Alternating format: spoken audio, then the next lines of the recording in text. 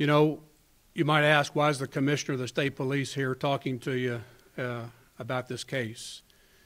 Anytime a case involves a child, it tugs on the purse strings of all of law enforcement, all of first responders. So this is one that I've been monitoring all weekend. You know, I've been talking with Colonel Gene Spaulding. He's the director of the Florida Highway Patrol all weekend about how I could help him recover from Hurricane Irma and the destructive path that it took through Florida. Well, I learned on Saturday we had a storm brewing of our own when I learned that at 10:42 a.m. on Saturday morning, one of our troopers learned of a victim that had been located, fallen 80 feet down a cliff, and that was in serious condition. The trooper went to that location where he and others located Jessica Durham, 31 years of age, that had fallen down that 80-foot embankment. She was in serious condition, but the trooper quickly found out that she had been assaulted and pushed down this embankment. The trooper also learned that she also had been accompanied by a 5-year-old son who was still missing. Miss Durham was airlifted to Lexington's UK hospital where she's still being treated. The trooper then contacted his authority, his supervisors, and they contacted emergency management to try to have a team of people come and help us locate this 5-year-old missing boy. We also learned that the person that had assaulted her, she identified as a Lonnie Belt, B-E-L-T, 41 years old, of 196 Turkey Foot Road in McKee, Kentucky. Members of the state police went to that address where they found Mr. Belt. They then, as I said, put together a search team to try to locate the 5-year-old missing boy. And I must say the volunteers that showed up, the first responders that assisted in locating this young man, did an outstanding job. There were over 200 people that were searching the area that we thought the little boy may be, and they were assisted by K-9 aircraft from the National Guard, KSP, and a lot of volunteers. The search continued throughout the day and into Sunday, all day Sunday, into the night, actually 1 o'clock this morning. And when the conditions became dangerous for the people searching, the search was discontinued until this morning. The search resumed at daybreak, and at 9:31 a.m., we found the victim, the 5-year-old little boy, about 0.6 of a mile where we had found his mother. You know, it's a tragic day for all of us. It's horrible anytime we have a death, but when we have a death of a young child, it hurts even more. I would like to commend all those people that volunteered to help search for this little boy. I also want to ask you to give a special thought and prayer to those people that are doing this investigation. It's a tough job, and they're out there doing a professional job, but one that is difficult. So I ask you to remember all of those that were involved.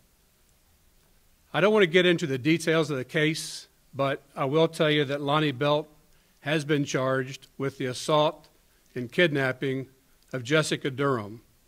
He is currently being held by us, and the investigation is continuing.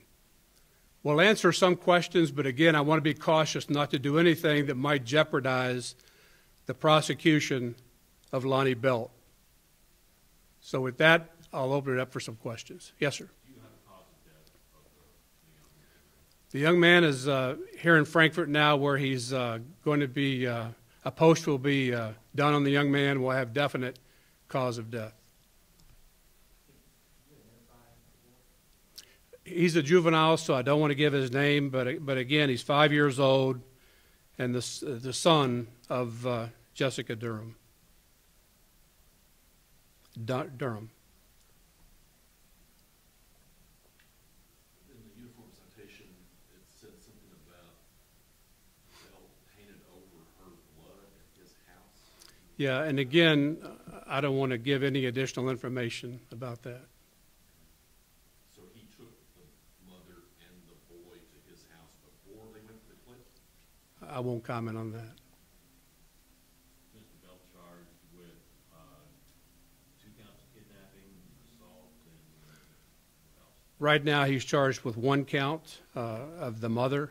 The subsequent charges will come after we confer with the Commonwealth's attorney. Can you describe where the boy was found? You said 6 minutes up the mile. Was he found like over the cliff? He was found 180 feet off the road. And again, that road is Sparks Ridge Road. That's about all I can tell you about it. Sparks Ridge Road. Sparks Ridge Road in Jackson County.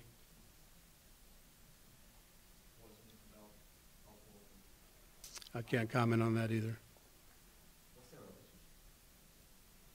They are acquaintance.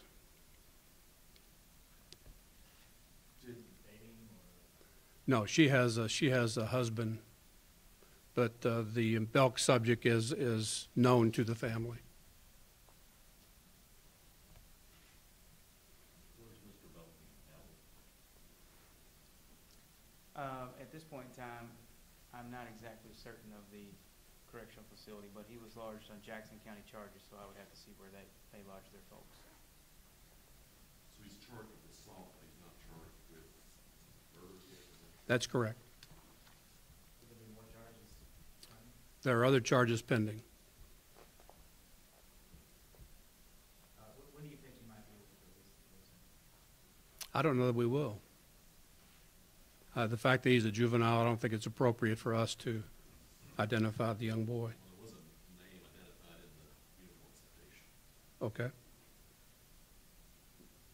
We'll confer on it. We'll have some more updates to follow, and we'll see. I think I read somewhere that some hikers come across this building. That's correct. There were some hikers that were out hiking that trail when they found her that morning, and they're the ones that notified the authorities. Apologies if mentioned which agency located it. There were a number of agencies that responded. I do know we had a trooper that responded as well. He happened to be monitoring Jackson County's dispatch.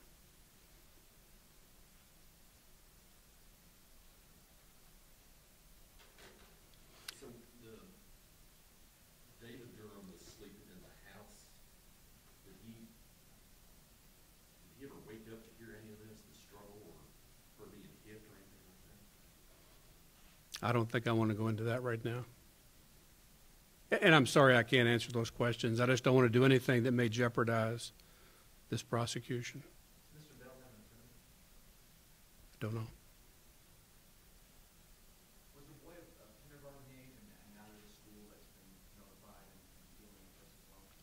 You know, we're notifying next of kin as far as who's notifying the school. I'm not sure we'll find out, but I do know Lieutenant Colonel Steve Long went to the hospital at UK Hospital to notify the mother that we had found her son. And again, I just want to stress how difficult that is on law enforcement to have to do these sorts of things. And we've talked to the sergeant and detective working the case, and they're very professional. They're standing strong, but it is a difficult time. Does Belt deny pushing her over the cliff? I can't go into that.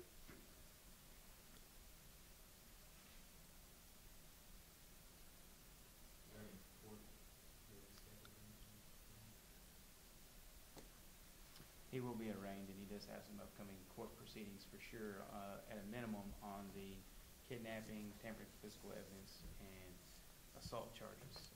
Any future charges will obviously spur more court, but those things are right now in the arena of the Commonwealth's attorney, which our investigators are discussing with them. Once it was realized the boy was missing, did your investigators go back to that location where Ms. Durham had been found? We were given reason to believe that he might be found in that location. Were there canines used to help? Yes, we used K9. Like I said, over 200 people were involved in the search, including K9 and aircraft from the State Police and the National Guard. And the little boy was discovered about 180 feet off the roadway. But was it the canine that discovered?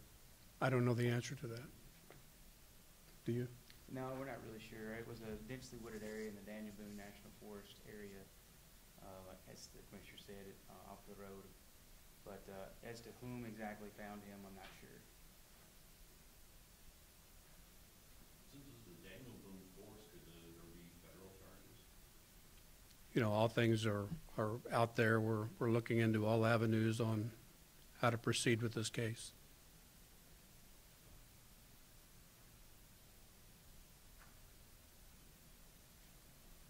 And we will give you periodic updates as we can. Again, this is pretty early in the investigation. The young boy wasn't found until 9:31 this morning. So, and that body is being brought to Frankfurt, where there will be a autopsy performed by a medical examiner. He was 5 years old. 5 years old.